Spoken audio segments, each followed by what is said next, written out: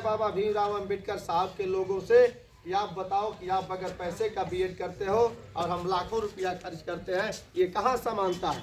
आपका बेटा परीक्षा देने जाता है रेलवे का तो आने और जाने का किराया सरकार देती है, और हमारा बेटा जाता है तो अपने घर से राशन बेच करके जाता है, कर्जा लेकर के जाता है। कहाँ समानता है? यही समानता का कानून है, यही समानता का अधिकार है साथियों। कहीं संविधान में समानता नहीं है। जो मजबूत हुआ अपने लिए कानून बनाया, जो कमजोर रह गया उसकी पैरवी या उनकी बात करने वाला भी कोई नहीं। तो ये हम लोग की लड़ाई तो बहुत कुछ है। अब एक लड़ाई एजुकेशन पे बताएं, आप बताइए कि लड़ाई हम लोगों की सही है कि गलत है? कितने लोग महसूस कर रहे हैं कि सही है? हाथ उठा करके बताइए कि सही है। ये लड़ाई होनी चाहिए कि नहीं होनी चाहिए? होनी चाहिए। इसलिए हमें संगठित होकर के इस लड़ाई को लड़ना पड़ेगा। आपको राशन दिया जाता है, किरासन दिया जाता है, तेल दिया जाता है, चीनी दिया जाता है, दाल दिया जाता है, नमक दिया जाता है, लेकिन पढ़ने के लिए पैसा नहीं दिया जाता है। दुनिया के सारे लोग कहते हैं, दुनिया की सारे सरकारें कहती हैं, दुनिया के विद्वान कहते हैं, सब कुछ सारे लोग कहते हैं कि जब तक आप पढ़ोगे नहीं तब तक आगे बढ़ोगे नहीं। लेकिन आप पढ़ने के लिए एक आदमी को पैसा देते हैं, वो ऐसा व्यक्ति है जो मजबूत है, आपसे मजबूत है, उस समाज का अधिपति आदमी हो, विधायक हो, सांसद हो, डॉक्टर हो, मास्टर हो, इंजीनियर हो, व्यवसायी हो, उद्योगपति हो, पूंजीपति हो, फिर भी उसका बेटा बगैर पैसे का पढ़ेगा। और आपका बेटा कमजोर है, गरीब है, मजदूर है, मजलूम है, किसान है, फिर भी आप लाखों रुपया खर्च करेंगे। तो बताइए कि ये कानून हमारे खिलाफ है कि नहीं है? हमको पढ़ने से रोकता है कि नहीं रोकता है?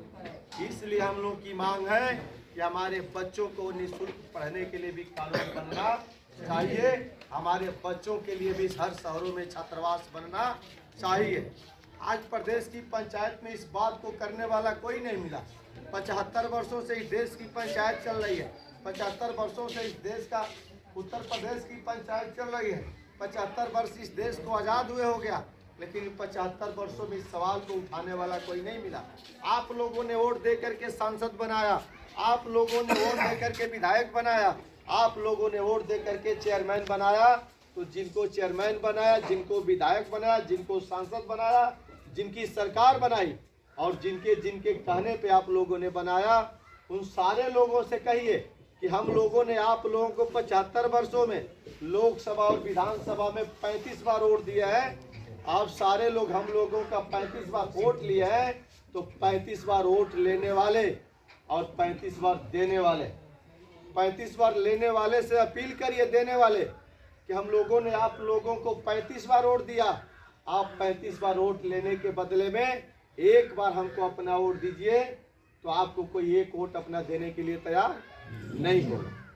तो आप बताओ कि आपने जिनको 35 बार वोट दिया इसलिए दिया जो हमारा विधायक बनेगा, हमारा सांसद बनेगा और प्रदेश और देश की पंचायत में जाकर के हमारी लड़ाई को लड़ेगा, लेकिन आपको वो धोखा दिया, 35 बार धोखा दिया, 36वां बार भी धोखा देगा साथियों। इसलिए हमें सतर्क रहना होगा, हमें बगावत करना होगा, हमें बागी बनना होगा। और आप इस जनपद के हैं, जिस जनपद के नाम को इतिहास बागी कहता है, जिस जनपद को पूरा देश बागी कहता है, जिस जनपद को पूरी दुनिया बागी कहती है, आप उस जनपद के हैं, तो निश्चित इस जनपद से बगावत शुरू होगी और प्रदेश और देश की पंचायत तक जाएगी। ये कहकर के आज आप लोगों के बीच में जा रहा है। आप लोगों ने इतना समय दिया, इसके लिए हम आप लोगों को धन्यवाद देते हैं। आप लोग बधाई के पात्र हैं। हमें उम्मीद और विश्वास है कि आप लोग इस लड़ाई में भाग लेंगे, इस लड़ाई के हिस्सेदार बनेंगे, इस लड़ाई के भागीदार बनेंगे और इस लड़ाई को ताकत दे करके इस लड़ाई को प्रदेश और देश की पंचायत तक पहुंचाने का काम करेंगे साथियों। हमें उम्मीद और विश्वास है कि आप लोगों, आप जैसे लोग यदि सहयोग दिए, यदि साथ दिए, तो जो बात आज सिकंदरपुर में छत पे हो रही है, आपके माननीय अमरनाथ चौहान जी के छत पे हो रही है, निश्चित यही बात प्रदेश और देश की पंचायत में होगी। अब प्रदेश और देश की पंचायत में निःशुल्क पढ़ने के लिए आपके लिए कानून बनेगा, आपके सम्मान के लिए कानून बनेगा।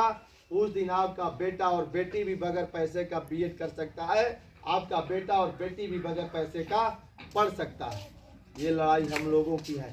बात तो दिन भर चल सकती है, बात रात भर चल सकती है, बात खत्म होने वाली नहीं है। अभी एक छोटा सा पाठ कानून संविधान का आपको बताया गया, इस तरह से सैकड़ों पाठ है।